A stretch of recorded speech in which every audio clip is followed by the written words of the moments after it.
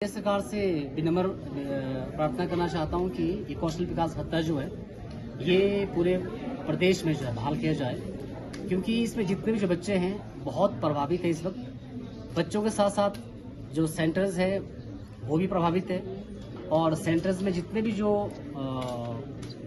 इस वक्त जो है टीचर हैं संस्थान में, और 5-6 जो टीचर हैं एक संस्थान में, वो भी प्रभावित है। और बहुत सारे सेंटर्स प्राइवेट उसमें चल रहे हैं, तो रेंट की दिक्कत भी बढ़ती जा रही है। तो हमारा कोई यहाँ मैं फिर से कह रहा हूँ कि हमें कोई विरोध नहीं करना किसी का, हम ना ही कोई राजनीति करना चाह रहे हैं। हम सिर्फ इतना चाह रहे हैं कि प्रदेश सरकार भत्ता बहाल कर दें, ताकि सुचारू रूप से सारी चीज़ें चल पड़े जैसे आज तक भी चली आ रही है।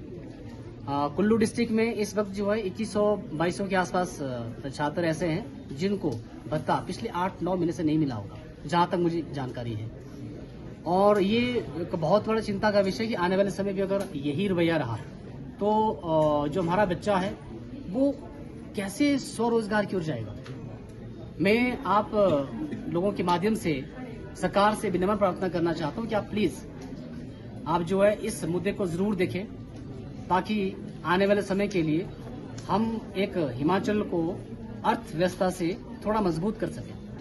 क्योंकि हमारा बच्चा यहाँ से जो भी कोर्स करता है, जो भी टेक्निकली वो कर रहा है, ITI कर रहा है, पॉलिटेक कर रहा है ना, एक गरीब घर से बच्चा जो है आ रहा है, 2 लाख से कम की इनकम वाला बच्चा इसमें आता है, तो हर पेरेंट्स की मजबूरी है ये। हालांकि यहाँ पेरेंट्स भी आए, वो भी यही कहते हैं कि हम कहाँ से दे जी, हमें तो गवर्नमेंट ने दिया ही नहीं। अभी तक जो बच्चे निकले यहाँ से 80% जो बच्चे हैं वो स्वरोजगार में अपना जो ना रोजगार दे रहे हैं आज की डेट में। और हर सेंटर के पास आंकड़े पड़े हुए हैं, और हर बच्चे जो निकले वो कहीं ना कहीं अपना व्यवसाय चला रहे हैं, और कुछ तो प्रदेश सरकार में भी कहीं ना कहीं डिपार्टमेंट भी काम कर रहे हैं। तो ये एक छोटा उद्देश्य नहीं है, बहुत बड़ा उद्देश्य है। माननीय मुख्यमंत्री हमारे वीरभद्र जी ने इस स्कीम को 2013 में शुरू किया था, तो उसके बाद इस स्कीम की वजह से लाखों लोगों को जो है रोजगार मिला, स्वरोजगार मिला। और सिर्फ 2025 में ये रथ कुछ थम जैसा गया हुआ है।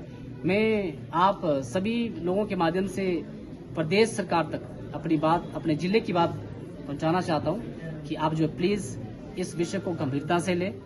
और मुझे उम्मीद है कि प्रदेश सरकार संवेदनशील तरीके से इस विषय को देखेगी, और आने वाले समय पर इन बच्चों को भत्ता मिलेगा, ताकि जो है ये लोग भी अपनी फीस दे पाएंगे और बाकी लोग भी अपना काम जो है सुचारू रूप से कर पाएंगे।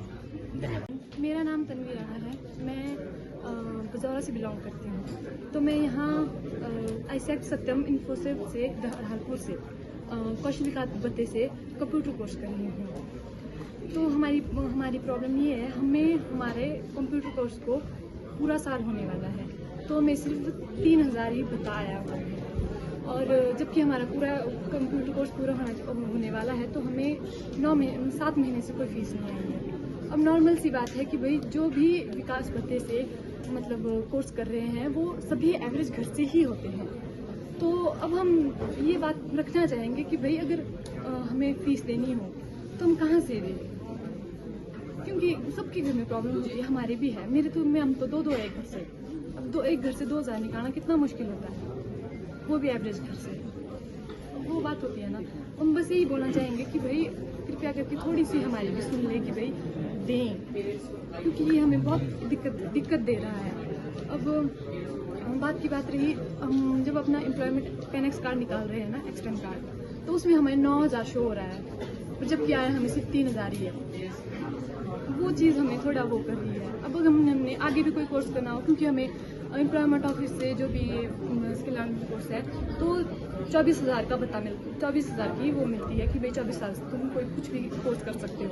तो उसमें से 12,000 तो हमारा ऐसे ही कट गया, हमें ना कुछ आया ना कुछ, तो हमें उस चीज़ का फ़ायदा ही नहीं। जब किस चीज़ का फ़ायदा ही नहीं तो फिर उस चीज़ को करे क्यों। अब हम बस ये सरकार से यही चाहते हैं कि भाई थोड़ी तो हेल्प, जितना अगर मान लो हमें किस चीज़ के लिए दिया गया है, ये विकास भत्ते का कुछ भी है जो भी है, तो उसमें थोड़ी तो हेल्प होनी चाहिए ना। हमें प्रॉब्लम वो है, बाकी नहीं। बाकी यही है कि भाई जितना जल्दी हो सके तो हमारी हेल्प करें। ठीक है बेटा। आफ्टरनून, मैं तारा, मैं सेल से हूँ और मैं कुल्लू आईसेक्ट में पढ़ती हूँ। तो सर ये 2013 से श्री वीरभद्र द्वारा ये रोज़गार भत्ता दिया गया था। तो ये सर मतलब कोविड के टाइम पे भी रोज़गार भत्ता मिला है, बट अभी 7-8 महीनों से हम चाहते हैं कि अभी हमें 3 महीने के ही सिर्फ पैसे मिले हैं। हम चाहते हैं कि 7-8 महीनों से हमें कोई रोज़गार भत्ता नहीं मिला है। और सर हमारी जो इनकम है, फैमिली इनकम है, वो 2 लाख से कम है। हम चाहते हैं कि हम तभी ये रोज़गार भत्ता अप्लाई करते हैं ताकि हम सरकार द्वारा मतलब ये पैसा रोज़गार द्वारा हम खुद को स्वयं रोज़गार बना सके।